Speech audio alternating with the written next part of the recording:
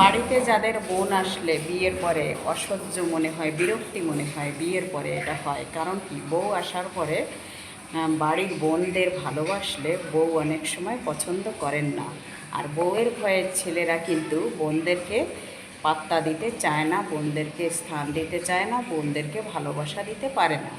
এটা কিন্তু ভুল ধারণা। এই ভুল ধারণা কেউ করো না। সারা জীবন কিন্তু কেউ কাউকে নিয়ে থাকে না। আর বাড়িতে বোন না আসা মানেই বাড়িটা আলোকিত হওয়া। যে বাড়িতে বোন থাকে না সে বাড়িতে আনন্দ থাকে না, ফুর্তি থাকে না, আলোকিত হয় না। কোনো অনুষ্ঠানের মধ্যে দেখবে, সেই অনুষ্ঠানের দিন যদি বাড়িতে বোন আসে, বোনের বর আসে, একটা আর কাউকে লাগে না, হই হুল্লোড়টা আলাদা হয়, অন্যরকম একটা আনন্দ জমজমাট হয়ে থাকে। যাদের বাড়িতে বোন আছে তারা বোনকে অবহেলা করো না, তারা বোনকে আনন্দ করো, বোনকে নিয়ে ভালোবাসা, হই হুল্লোড়, বাড়িটাকে উজ্জ্বল করে তোলো।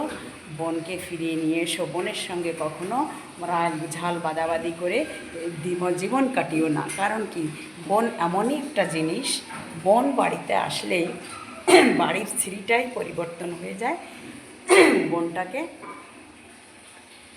বাড়ি নিয়ে আসার পরেই বাড়ির সম্পূর্ণ একটা পরিবেশ সুন্দর সৃষ্টি হয়। দেখবে, বোন তো আর চিরকাল কারোর বাড়িতে থাকে না, তাই বোনকে কেউ অবহেলা করো না।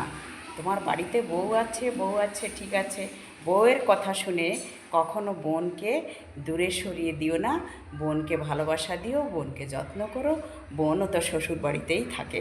বোন শ্বশুরবাড়িতে সবাই বোন। তোমার বউ একটা বোন ছিল, তোমার বোনও একটা কিন্তু অন্য বাড়ির বউ হয়েছে। তাই সবাই বোনকে আদর যত্ন করবে, বোনকে সম্মান করবে, বোনকে স্নেহ ভালোবাসা দেবে।